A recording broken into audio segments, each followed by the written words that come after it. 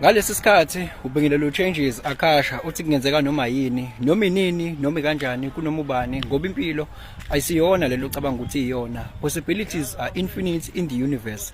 Your own consciousness is your own limitation. Kukude lapho esisuka khona futhi kukude lapho esiya khona. Beka phansi umoya ungatatazeli uyabona. Okokuqala ngeke ungezwe masingena.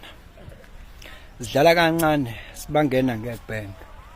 Babuze bonke ubani amaqhawe bavume bonke ukuspenda amanzi amancane ewash vuleka masango sehava kodwa ngibona iheaven kodwa ngithi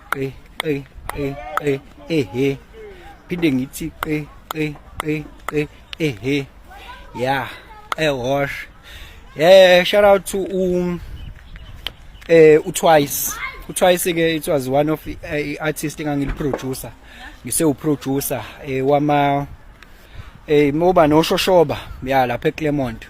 Good people, njoba ungizwa ngena kanje ngoba into engizokhuluma ngayo iphathelene no music ne kunezinto esengirealizile ukuthi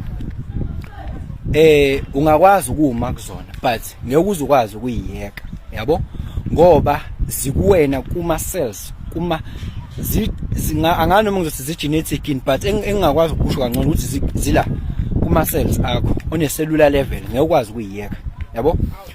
Lena engishoyo isubstantiatewa ukubona ne-chart lomuntu yabo. Ne-chart lakho liyakufakazela lokho. Ne-chart laba sebekwazi ukulirida kunezinto ezivelayo lapha kulona i-chart evelayo ukuthi unazo lezo zinto lezo ngishabe kuthiwa awuyifuni kangakanani but njoba zikhona lapha e-chartini kusho ukuthi ngeke uzwazi ukuthi get rid of them yabo. They'll always be with you. Wena okwakho ukuthi ufunde ukuhlalisana nazo yabo, ufunda ukuhlalisana nazo ngendlela ethile. So mina ngino gate 55 ne no gate 55 lapha gate 55 i-gates of the love of it's a gate of spirits ne it's a gate of spirits, the love of music, sometimes they love food ke umono gate 55. It is a gate of spirit, it's an emotional gate. So music ayona into engakwazi ukuyiyeka leyo.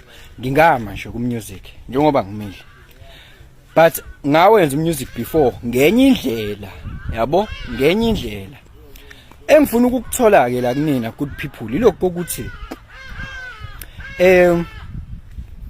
umusic niyawuthanda manje uthanda ngiyakujabulela ukuthi